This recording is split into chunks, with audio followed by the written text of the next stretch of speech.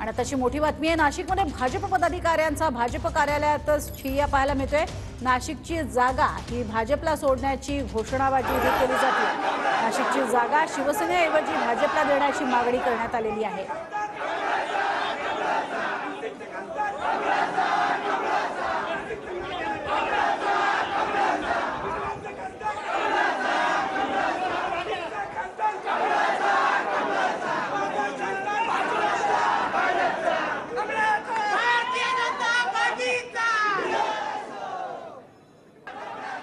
नाशिकची जागा जी आहे ती शिवसेनेऐवजी भाजपला मिळावी अशी मागणी आहे। एकीकडे आपण बघितलं होतं की एकनाथ शिंदे यांचे पुत्र श्रीकांत शिंदे यांनी हेमंत गोडसे यांच्या नावाची घोषणा केली होती, तर दुसरीकडे भाजप मात्र आक्रमक आहे।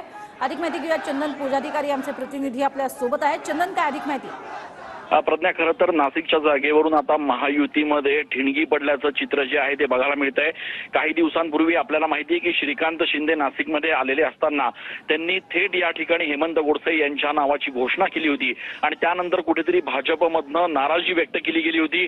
भाजपकडून देखील या ठिकाणी 2 ते 3 उमेदवार इच्छुक असताना वरिष्ठ पातळीवर या संदर्भात वाटाघाटी सुरू असताना श्रीकांत शिंदे यांनी अशा पद्धतीनं थेट घोषणा केली होती आणि त्यामुळे हा गोंधळ जो आहे तो या ठिकाणी भाजप कार्यालयात झालेला आहे। ठिय्या आंदोलन भाजप कार्यकर्त्यांनी केलेलं आहे आणि घोषणाबाजी केलेली आहे। त्यामुळे आता या वादामध्ये वरिष्ठ नेमकी काय मध्यस्थी करतात आणि नाशिकची नक्कीच तुर्तास धन्यवाद चंदन या संपूर्ण सविस्तर माहितीसाठी।